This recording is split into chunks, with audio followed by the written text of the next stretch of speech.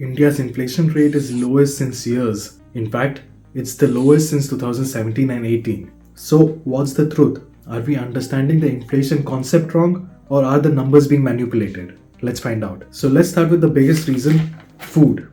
Now, food has 45% weightage in inflation index calculation. And right now, it is negative. That means the prices have fallen since the previous year. Tomato prices fell from 120 to 20. Onion prices fell from 50 to 18. Wheat prices fell after government released the buffer stock.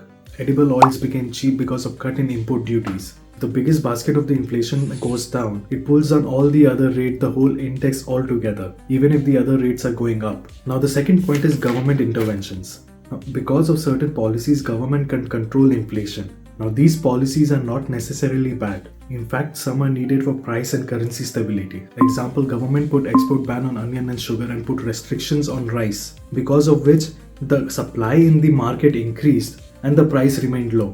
Import duties were cut, making import of edible oils, dal and pulses cheaper. This increased the supply in the market, hence the price was lower. But this method also affects the local farmers and the local producers. Hence, the government cannot continue this for a long time. Also, the FCI, the Food Corporation of India, they keep a buffer stock. So, whenever they notice the price is out of control, they release this buffer stock, thus increasing the supply in the market and the prices go down.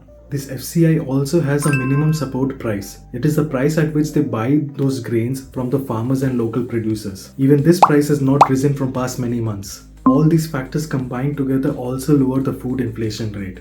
Now the third point is fuel price freeze. Even though fuel has only 7% weightage in the inflation index, yet it is indirectly connected to every other factor. The government has kept the prices flat, thus stabilizing inflation. If the prices were allowed to increase, the inflation would rise drastically.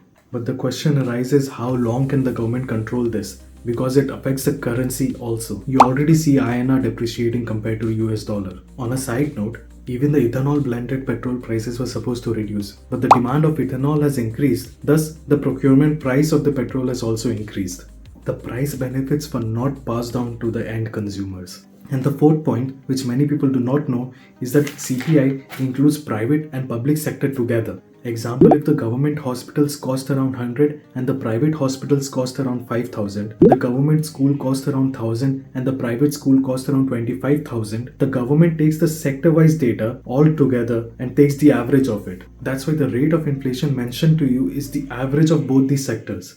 But for you, the private sector prices are rising and you are feeling the effect of the inflation. Also, a technical point, if the previous year inflation numbers are high and this year inflation numbers remain the same, but the year-on-year inflation calculation shows the effect is lower. This is called the base effect. So summarizing why the official inflation rate is so low, number 1 is food deflation. Number 2 is export bans and import duty cuts. Number 3 is the stable fuel price.